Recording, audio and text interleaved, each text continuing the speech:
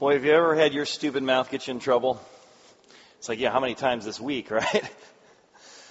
I had one last weekend. Somebody came up to me and said, hey, did you meet so-and-so? It was this party I was at. And I said, yeah. I said, did you know she was pregnant? No. No, I did not notice she was pregnant. How can you not notice? She's like, 8 months. I never notice when a woman is pregnant. She's like, your scars itch. Yeah, I made that mistake way in the past. I won't make that again, right? There's times we speak without thinking. There's times we say things that we're rushed to make ourselves look more important than we are, come across as more of an expert than we are. We take our overconfidence in one area and we imagine we have the same confidence in some other area to impress somebody with a story. And our stupid mouth gets us in trouble just because we didn't think before we speak. And that is not just true in our relationship with each other. It can also be true in our relationship with God.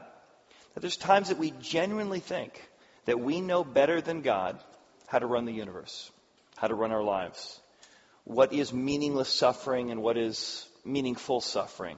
We actually think and say out loud things to God, or we would draw from God as if we don't need Him, because we really believe in our hearts that we know better than Him how to run the universe.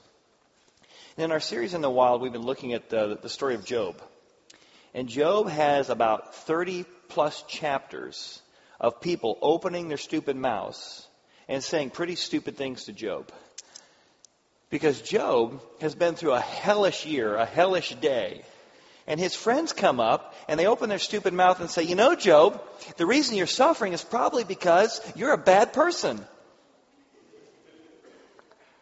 And then they say, well, no, the reason your kids died is probably because your kids had some wrongdoing in the world and the universe is punishing them.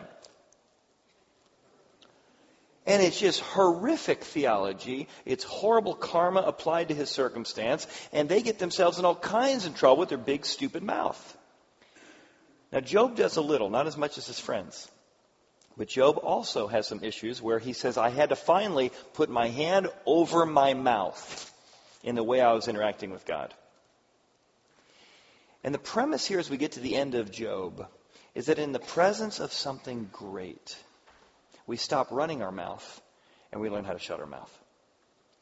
In the presence of something great, especially the beast we're going to look at today, we stop running our mouth all the time like we know everything and we know everything about everything.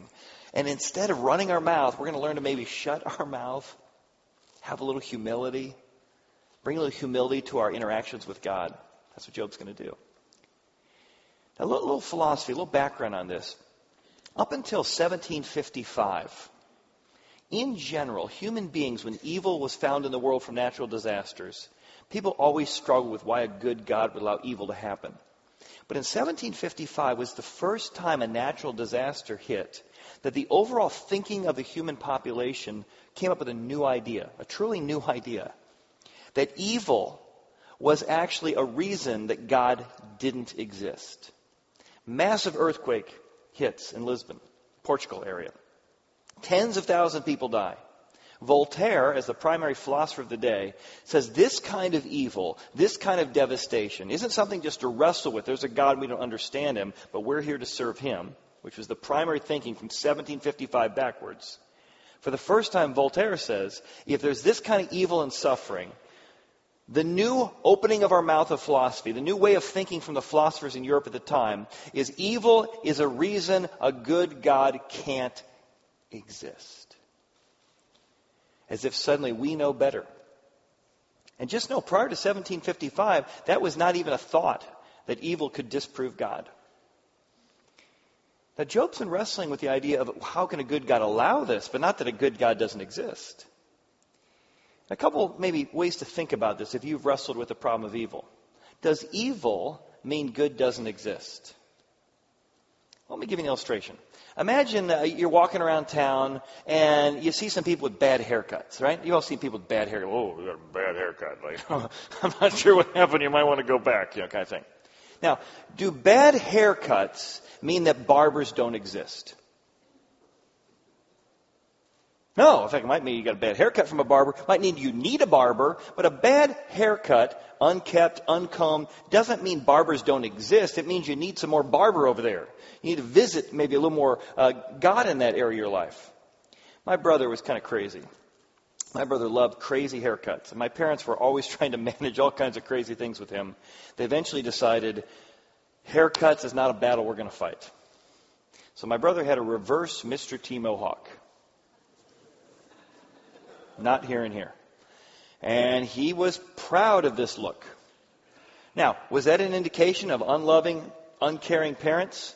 No, they just decided that was a battle they weren't going to fight. It was free choice. He had the ability to do that. He one time shaved his head and had the words polka put in the back of his head. Why? Who knows? I never understood my brother. Now, that didn't mean he didn't have parents. Didn't even mean he didn't have loving parents. It just meant that he made his own choices, right? And so bad haircuts don't mean barbers don't exist. Another example. Imagine a cave.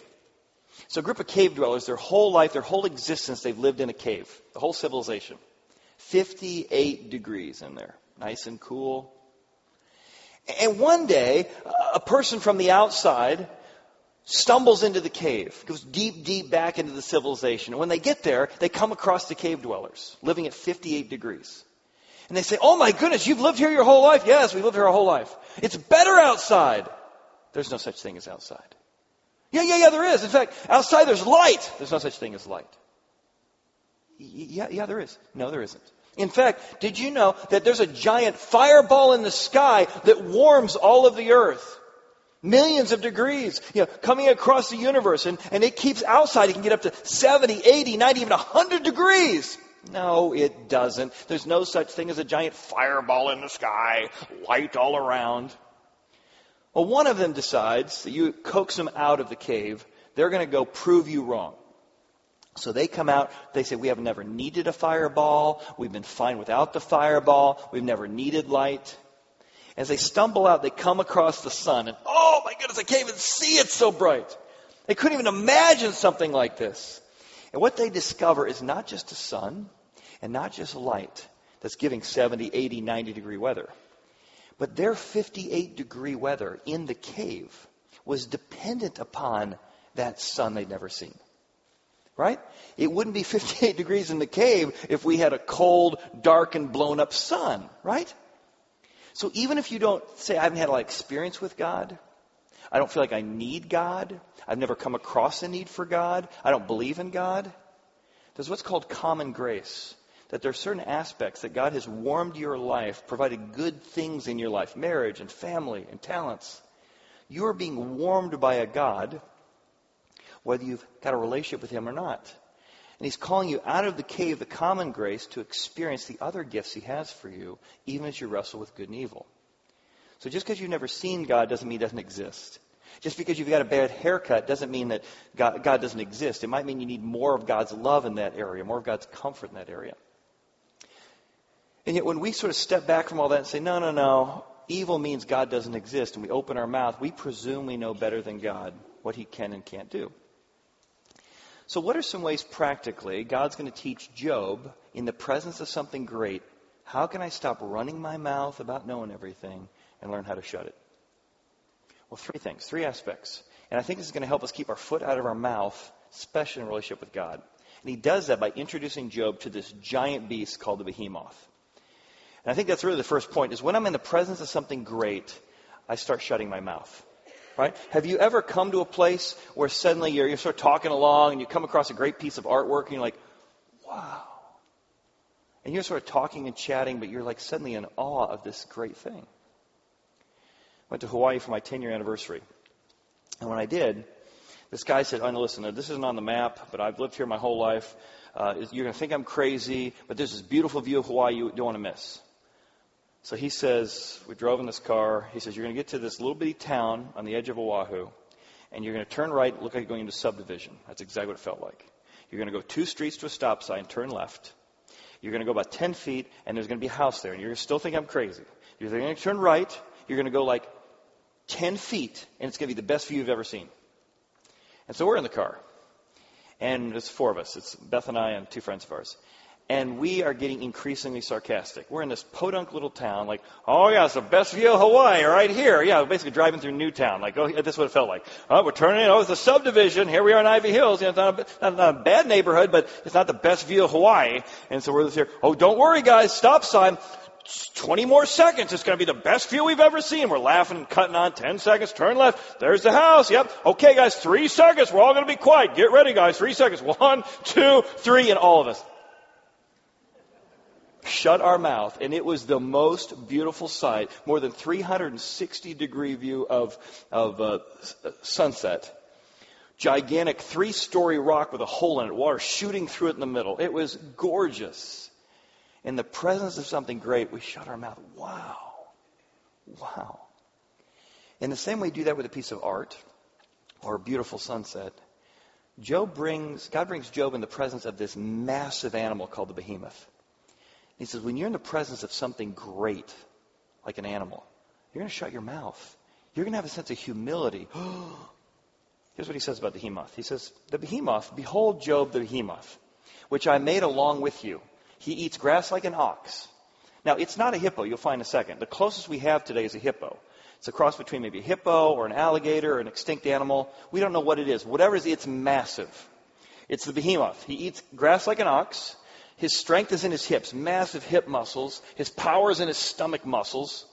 He moves his tail like a cedar. That's why it can't be a hippo. It's got this tail like a cedar tree. Why some people think it's an alligator or an extinct animal. The sinews of his thighs are tightly knit. His bones are like beams of bronze. His ribs are bars of iron. He is the first of the ways of God. So whatever this is at his time, it was the biggest, baddest, bulkiest beast ever. In fact, the word, that's a behemoth, comes out of the book of Job. If ever somebody say, well, I don't know what that is, that's a behemoth. It's this idea of this massive, the largest animal you can imagine. And God says, come here, let's look at the behemoth. When you're in the presence of the behemoth, you get real quiet. You don't want to make too much sound in case this can come stomping you. You bring a little humility to the table. Whoa, that thing's monstrous. That thing's huge. That thing could kill me. He said, if you do that with an animal or a sunset or a piece of art, why do you come into my presence and you just sort of blabber on like you know everything about the universe? Let's bring some humility here. So again, we don't know if it's an alligator or a hippo, but here's sort of a picture of two of them fighting, just to give you an idea of you. Everyone thinks hippos are so cute. They actually are the most deadly animal. They kill 50 humans a year in Africa. Here's one taking on an alligator. I mean, these are massive beasts. And if the Department of Natural Resources told us today, hey, before you leave today, just want to let you know, a hippo or alligator is loose in the building, wouldn't it change the way you interact? Like every movie, what happens is, ah! No. You don't want to be the loud one, right? That the alligator goes after. I'm not sneaking around, being real quiet. In the same way, when you recognize God's power and His presence, it should bring some quietness and some humility to you. I saw this week they came across one of the largest sharks ever found. Somebody jumps in the water to take a picture with it. Like, right? Like if somebody says, hey, largest shark ever found, are you jumping in with a wetsuit? I don't care what that's made of. I think it's going to bite me in half. A friend of mine was telling me a few years ago, he was in Hawaii doing some scuba diving, and he came across a shark, and all of a sudden the shark saw him. And he's like, trying not to let bubbles come up, trying to do anything to get attention, right? He suddenly was quiet. He's hiding behind a piece of coral reef, trying to make sure the shark doesn't find him. That's when I had that happen at Milford. We were at Milford Theater a couple years ago, actually. And as we come out of the movie theater, all we see is crowds of people running past us, and we hear, she's got a gun. And you read about this stuff on TV, but never happened to you. And all of a sudden, we're very quiet.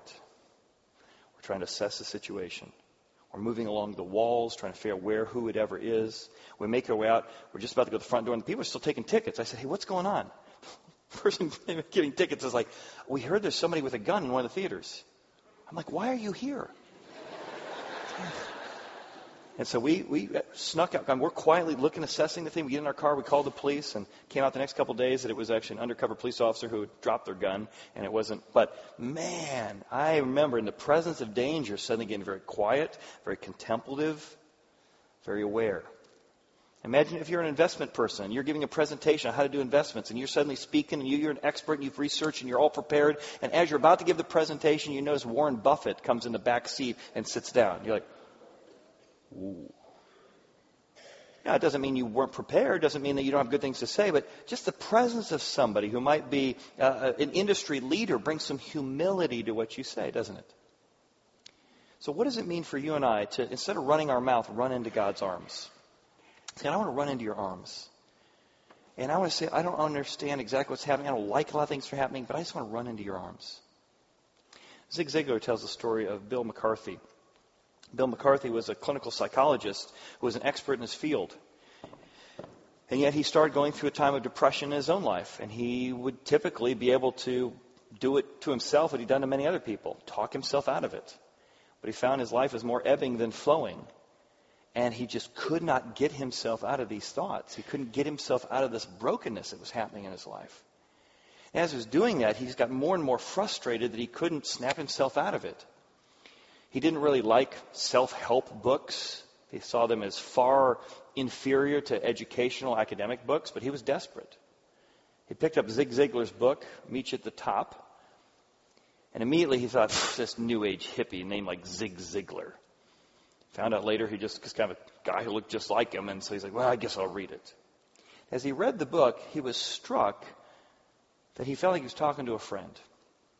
Zig Ziglar's books are all based on biblical principles. He's a strong Christian. And yet they're told in parable form or metaphor form and really helping people. And Bill McCarthy began to, in reading his book, see this reader as a friend he never had and always wanted. Here's what he said. Bill said that his book told it how it was and affirmed who he, in his brokenness, was. He felt that I connected with him and became the friend he'd never met. He said that I spoke with authority and that I disciplined his character with love. Bill came to know the power of genuine and unconditional love and acceptance. Bill was encouraged. His thinking and behavior were challenged, and many of his preconceptions began to shift. With a shift came a new openness to listen to what his preconceptions were, even open to what Scripture might say about it. Bill MacArthur felt affirmed and is now driven by purpose in his life. His difficulties didn't magically disappear, but his loser's limp did. He began to take ownership of his shortcomings, like making his life and his work his idol, and having an elevated opinion of himself and his specialized services. And he began to recognize that it was through his weakness and brokenness that he was becoming stronger. And the strength is a God-given strength and given for purpose. And he and Zig Ziglar became friends. He had not been open to God or Scripture or self-help books or that kind of religious nonsense until he went through pain and something that he was an expert in he couldn't fix. He ran into God's arms, into brokenness, rather than running his mouth. The second thing we do in the presence of something great is we don't just shut our mouths. We actually learn how to rethink our taming abilities. How often do we think we can tame certain habits? We think we can tame anything in our life. Because we're an expert in this area, we must be an expert in all areas. And that overconfidence becomes a huge problem. We are overconfident, legitimately so in one area, and we think that confidence translates to every other area. We think we can tame anything. We think we can fix anything. We think we can solve anything. And God turns to Job and says, hey, let's talk about how to tame the behemoth. Can you tame that thing, he says? He says, let's go look at the behemoth again. Only he who made him, God says, I am the one who made him, and only I can bring him near the sword. Let's observe the behemoth in its natural habitat for a moment. Surely the mountains yield food for him, and all the beasts of the field play there. He lies under the lotus trees in the covert of reeds and marsh. He lives in the water. That's why some people think it's an alligator or hippo. They're living in the water all the time.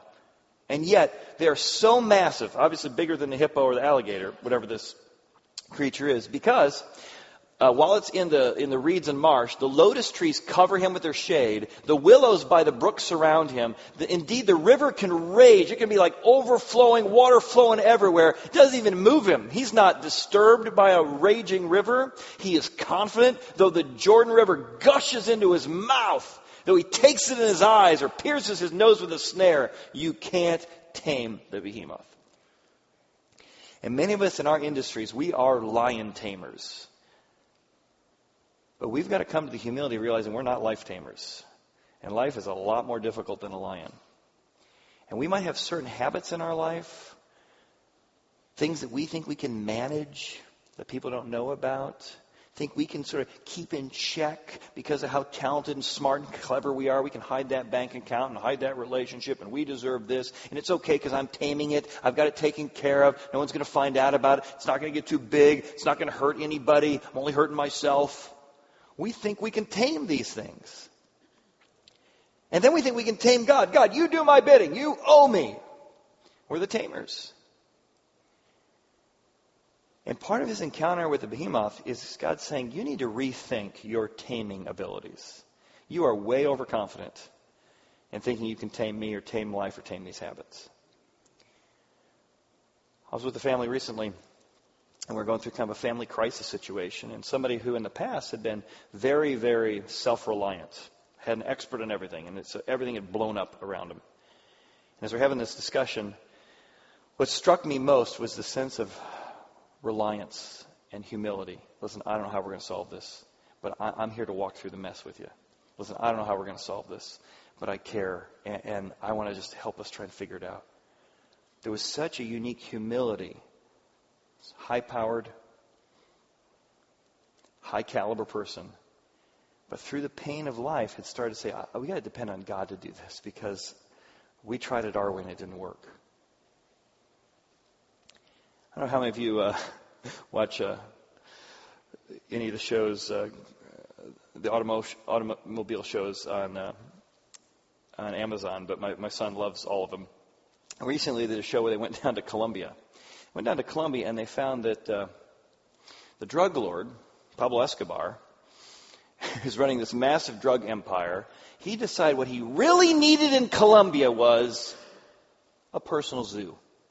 A personal zoo. So at the height of his drug empire, he actually had imported into Colombia his own private zoo with giraffes and hippos. So there's no hippos in South America, but he brought them over, smuggled them in, and he's got his own private zoo where he's going to manage and contain his hippos. And he did. He had 4 of them.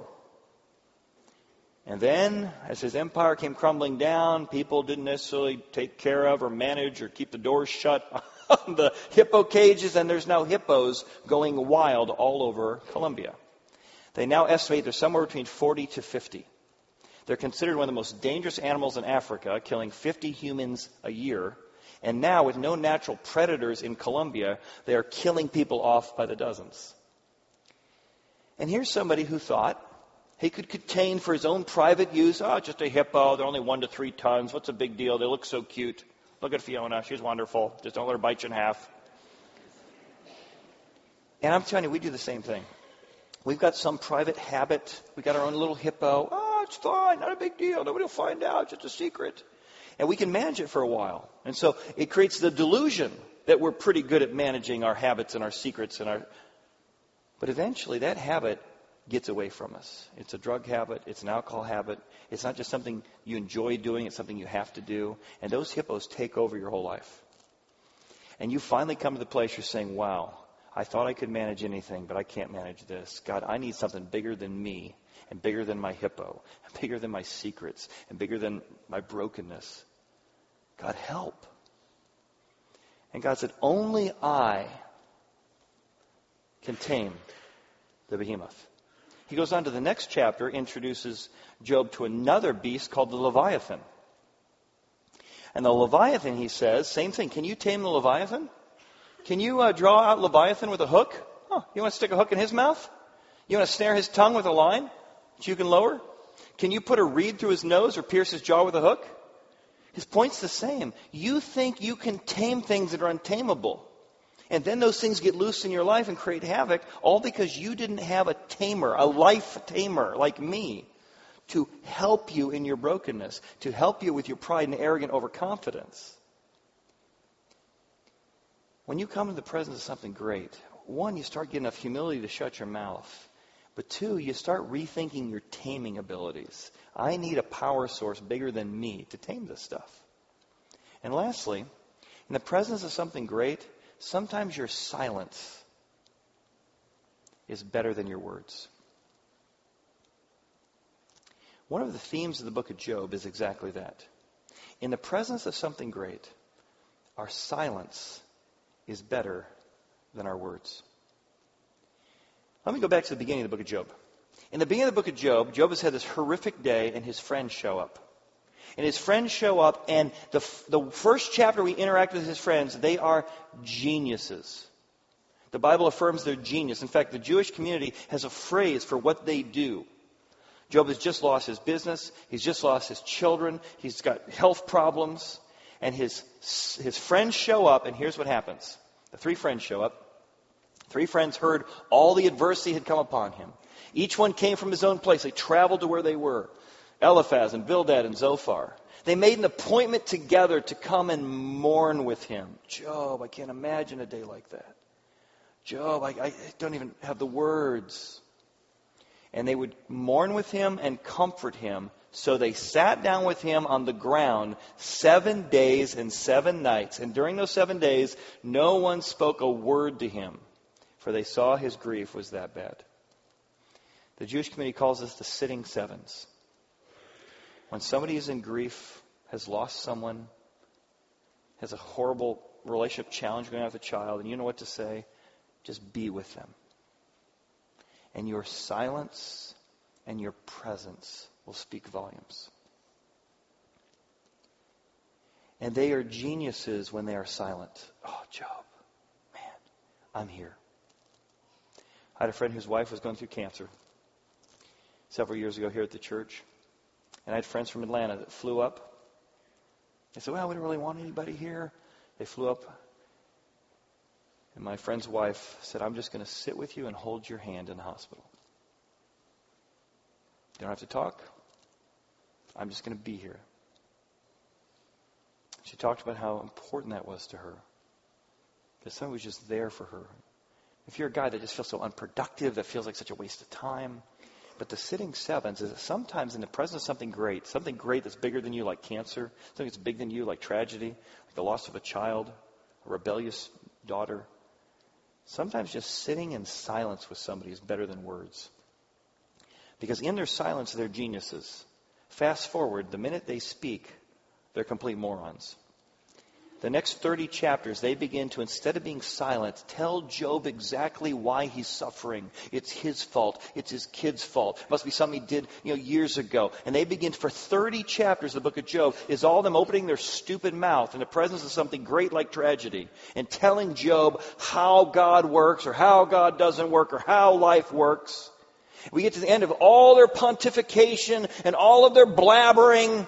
And God shows up at the end, asks Job a lot of questions, shows him a lot of animals to get him humble. And then he turns to those three friends and says, out of the pool. 3 of us are going to have a chat about what you said to my servant Job. What you said to my servant Job was wrong, was not right. Your karma theology was way off base, didn't apply, and just brought guilt into what was already pain. Which suddenly these three guys who were experts, they were philosophers, they knew how life worked, they knew what was going on. And suddenly the God appears in a whirlwind and says, shut your mouth, bad advice, bad theology, what you said was not right. And they're shutting their mouth now. And then, this is so amazing what God does. He says, and by the way, I'm not happy with you, and you need some serious forgiveness for the way you just blabbered your mouth on. But tell you what we're going to do. You've been diatribing on Job for 30 chapters. I'm not going to forgive you unless you bring a certain offering, 7 rams, but you got to go to Job, who you've been blasting for being evil. And unless Job prays for you to get healing and forgiveness, I'm not going to give it to you. But if you can get Job, the guy you've been ranting and raving about, to pray for you, I will forgive you and accept you. How humble are they now? 30 chapters to tell him why he's evil and wrong, and now they're like,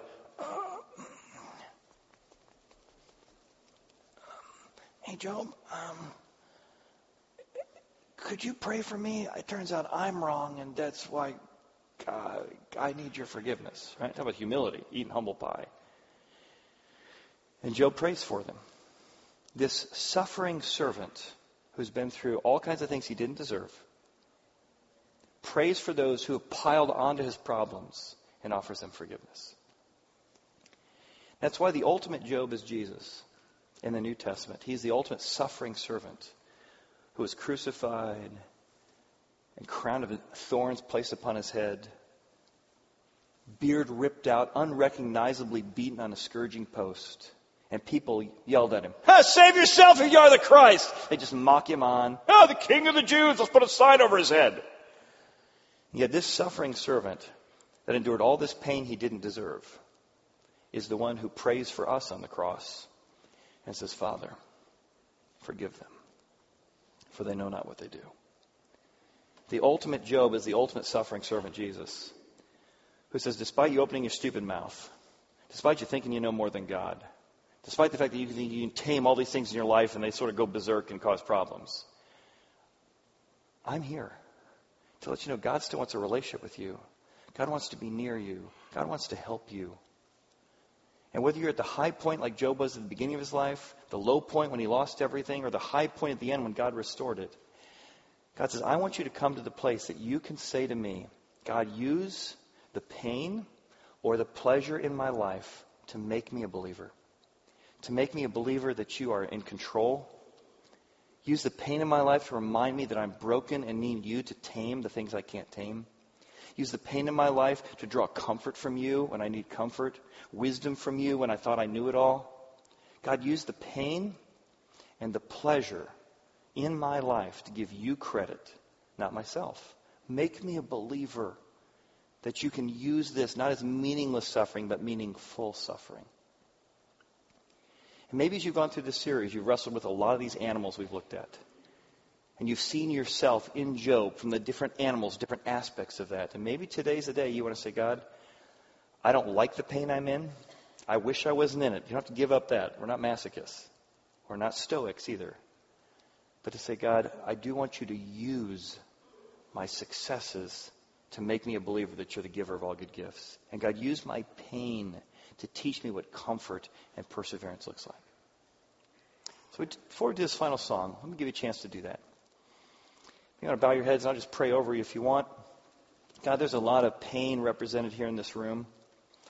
And some of those pains are very secret pains. They're unknown to other people. But God, we ask that you would make each one of us believers in you again. For those of us who got de-churched, for those of us who gave up on you and decided that evil meant you don't exist, God, would you breathe a spark of hope to believe that you are maybe even real, to believe that you really could love, to believe that you really are involved, to believe that you care.